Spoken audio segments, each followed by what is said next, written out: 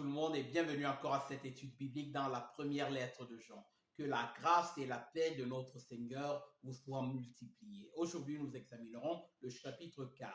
Nous lirons les premiers 6 versets de ce chapitre. Commençons notre lecture. Bien-aimés, n'ajoutez pas foi à tout esprit, mais éprouvez les esprits pour savoir s'ils sont de Dieu. Car plusieurs faux prophètes sont venus dans le monde. Une exhortation encore très décisive et très importante de la part de l'apôtre Jean à ses frères et sœurs à qui il était en train d'écrire, et bien évidemment à nous également qui sommes en train de lire, d'étudier cette lettre, car elle est encore actuelle pour nous également. Donc il dit, bien-aimés, n'ajoutez pas foi à tout esprit. Lorsqu'il parle d'esprit ici, il se réfère aux enseignements qui étaient véhiculés, qui étaient donnés. Donc il dit, ne prenez pas pour enseignement qui provient de Dieu tout enseignement que vous écoutez. Donc n'ajoutez pas foi à tout esprit. Ne les considérez pas tous du coup d'emblée enseignement de Jésus, mais au contraire, éprouvez les esprits pour savoir s'ils sont de Dieu. Lorsqu'il dit éprouver les esprits pour savoir s'ils sont de Dieu, l'apôtre Jean n'est pas en train de parler de quelque chose de mystique, de mystérieux à faire, mais c'est quelque chose de beaucoup plus simple que cela. Comment est-ce que ses frères et ses sœurs pouvaient éprouver les esprits pour savoir s'ils proviennent de Dieu? Il n'y a qu'un seul moyen pour éprouver un esprit s'il provient ou non de Dieu. Comment faire pour savoir si un enseignement provient ou pas de Dieu?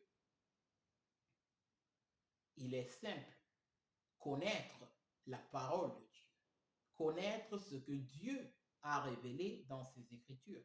Si nous ne connaissons pas ce que Dieu révèle dans ses Écritures, il est impossible pour nous de discerner si un enseignement est conforme à l'évangile de notre Seigneur Jésus-Christ.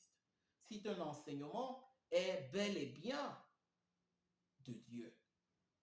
Donc, c'est cette exhortation-là que l'apôtre Jean est en train de faire à ses frères. Gardez-vous des faux prophètes. Il y a beaucoup de faux prophètes qui se sont élevés dans le monde. Et faites gaffe. Et vous n'êtes pas dépourvus. Vous avez les moyens pour les démasquer. Vous avez les moyens pour savoir s'ils enseignent selon vérité, afin de ne pas être entraînés dans leurs erreurs. Et ce moyen est la parole de Dieu, la parole révélée de Dieu. D'ailleurs, lorsque nous lisons par exemple Actes des Apôtres au chapitre 17, à partir du verset 10, on nous parle des croyants de Bérée, ceux qui ont reçu l'enseignement ou la prédication de l'apôtre Paul. Et ce qu'ils firent après avoir reçu cette prédication, ils allèrent vérifier dans les Écritures pour voir si ce qui leur avait été enseigné correspondait réellement à la vérité.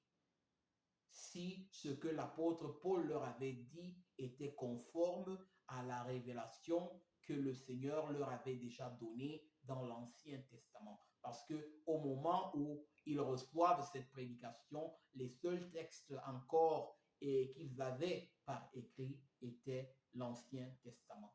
Et donc, ils firent cet examen que l'apôtre Jean nous appelle encore aujourd'hui à faire, chacun d'entre nous, pour ne pas être victime des faux prophètes. Au verset 2, il dit, reconnaissez à ceci l'Esprit de Dieu. Tout esprit qui confesse Jésus-Christ venu en chair est de Dieu. Donc, comment est-ce que nous savons qu'un enseignement provient de Dieu? Si un enseignement nous parle de l'incarnation du Fils de Dieu, le fait que Dieu s'est manifesté en chair, en la personne de Jésus-Christ, qu'il a habité parmi nous, plein de grâce et de vérité, qu'il a offert sa vie sur la croix pour le pardon de nos péchés, pour notre réconciliation avec Dieu, pour nous donner une vie nouvelle, pour nous libérer de la colère éternelle de Dieu, pour nous donner la communion avec Dieu, alors cet enseignement provient de Dieu. Il correspond à la vérité. Il correspond au plan éternel que Dieu avait pour tout homme, pour le racheter de tous ses péchés. Voilà la manière avec laquelle nous pouvons distinguer si un enseignement provient de Dieu, c'est-à-dire est conforme à l'évangile de notre Seigneur Jésus-Christ ou pas. Reconnaissez à ceci l'Esprit de Dieu. Tout esprit qui confesse Jésus-Christ venu en chair est de Dieu. Au verset 3, il dit, et tout esprit qui ne confesse pas Jésus n'est pas de Dieu. C'est celui de l'Antéchrist, dont vous avez appris la venue et qui maintenant est déjà dans le monde. Et au contraire, donc, quiconque ne confesse pas, quiconque n'est pas d'accord, quiconque conteste la manifestation de Dieu dans la chair pour venir nous racheter de nos péchés ne provient pas de Dieu. C'est un esprit diabolique, l'esprit de l'Antéchrist. L'Antéchrist, c'est cette figure diabolique, ce personnage, cette personne qui sera manifestée durant la période de tribulation, cette période d'intense souffrance et de jugement que Dieu manifestera sur la terre à cause des hommes, à cause de leur rébellion à son évangile, pour n'avoir pas ouvert leur cœur à l'amour de la vérité. Donc, Dieu enverra des fléaux pour juger et condamner les hommes à cause de leur rébellion. Et ce sera une période sans précédent dans l'histoire de l'humanité. Et cette période-là commencera par la manifestation justement de cet antéchrist, par la puissance de Satan. En quelque sorte, il opérera avec le pouvoir de Satan. Il gouvernera sur le monde entier. Et donc, l'antéchrist signifie celui qui usurpe la position de Christ, celui qui s'oppose à Christ, celui qui se présente parfois comme le sauveur, alors qu'il n'en est rien, alors que c'est l'homme de la perdition, alors que c'est celui qui, au contraire, est venu pour intriguer les hommes et pour les tromper, afin qu'ils soient également jugés. Cet esprit de l'Antéchrist, cet esprit diabolique qui ne veut pas que les hommes ouvrent leur cœur à l'amour de la vérité. Satan s'oppose par tous les moyens au salut des hommes. Voilà pourquoi il est important que nous sachions que si nous sommes encore sous l'emprise de nos péchés, si nous sommes encore esclaves de nos péchés, nous sommes également esclaves de Satan. Et ce que Satan désire, c'est que nous soyons détruits, que nous n'ouvrons pas notre cœur pour croire en l'évangile de notre Seigneur Jésus-Christ. Satan ne désire pas que nous nous repentons de nos péchés afin d'obtenir le pardon et la réconciliation avec Dieu. Donc, il fera tout pour nous détourner de la vérité. Il fera tout pour nous éloigner de la grâce de Dieu, du pardon que nous avons à travers Jésus-Christ et son sacrifice effectué sur la croix. Et donc, il dit, c'est celui de l'Antéchrist dont vous avez appris la venue et qui maintenant est déjà dans le monde. Et lorsqu'il parle de maintenant est déjà dans le monde, il parle de l'esprit diabolique qui animera cet Antéchrist. Il est déjà là. Donc, il se comporte, donc il se manifeste à travers ces faux enseignements qui sont véhiculés par ces faux prophètes. Au verset 4, il dit, vous, petits enfants, vous êtes de Dieu et vous les avez vaincus, parce que celui qui est en vous est plus grand que celui qui est dans le monde. Et en quelque sorte, ici, l'apôtre Jean rassure ses frères et sœurs par le fait que l'Esprit de Dieu qui est venu habiter en eux est le guide, est celui-là qui leur donne le discernement, qui leur permet de comprendre si quelque chose, si un enseignement provient de Dieu ou pas, c'est un esprit qui est beaucoup plus puissant que l'esprit de l'erreur, l'esprit qui anime ces faux prophètes, avec le but justement de détourner les enfants de Dieu s'ils pouvaient, mais il n'en est rien. Ils ne sont pas puissants. Ils ne pourront pas détourner les enfants de Dieu de l'amour de Dieu, car l'Esprit de Dieu habite en eux. Et c'est un esprit qui les scelle pour toujours.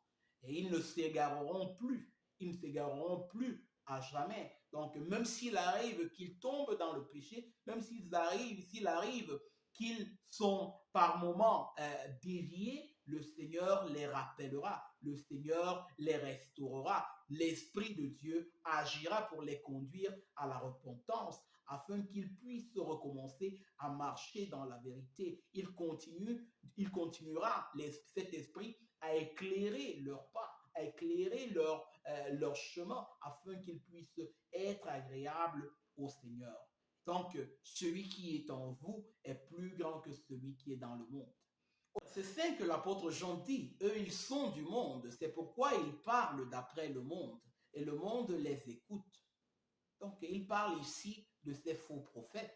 Il dit, eux, ils sont du monde. Ils sont encore esclaves de leur corruption. Ils sont encore esclaves de leur péché. Voilà pourquoi le monde, dans sa corruption, se plaît à leur discours.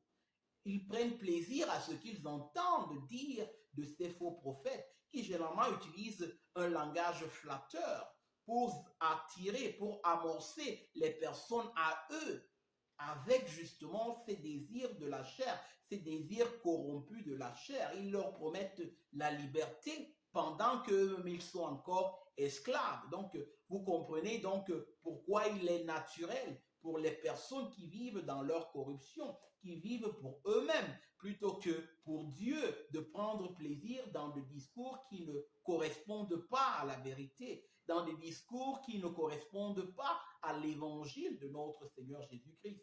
Voilà pourquoi l'apôtre Jean rappelle que eux, ils sont du monde. Voilà pourquoi leurs discours sont agréables aux yeux de ceux qui sont encore dans leur corruption, aux yeux de ceux qui sont encore perdus dans leur péché. Et au verset 6, il dit, nous, par contre, nous sommes de Dieu. Celui qui connaît Dieu nous écoute. Donc, ceux qui connaissent Dieu, ceux qui ont à cœur les voix de Dieu, écouteront les serviteurs de Dieu, écouteront la prédication qui provient de Dieu. Ceux qui désirent réellement marcher de manière conforme à l'évangile de notre Seigneur Jésus-Christ sauront que l'enseignement qui provient de Dieu est celui dont ils ont besoin pour être transformés. Et donc, ils seront attirés par cet enseignement. Et il dit, celui qui n'est pas de Dieu ne nous écoute pas. C'est par là que nous connaissons l'esprit de la vérité et l'esprit de l'erreur. Donc, l'esprit de la vérité et l'esprit de l'erreur se distinguent par ce qui est véhiculé, par ce qui sort de la bouche. Notre Seigneur Jésus-Christ disait d'ailleurs, de l'abondance du cœur, la bouche parle. Oh, les enfants de Dieu se distinguent des enfants de ce monde par le type de discours qui sort de leur bouche. Si c'est un discours qui est conforme à l'évangile, à la parole de notre Seigneur Jésus-Christ. Et c'est là que se reconnaîtront ces enfants. C'est par là qu'on pourrait savoir s'ils ont été effectivement transformés par la grâce de Dieu.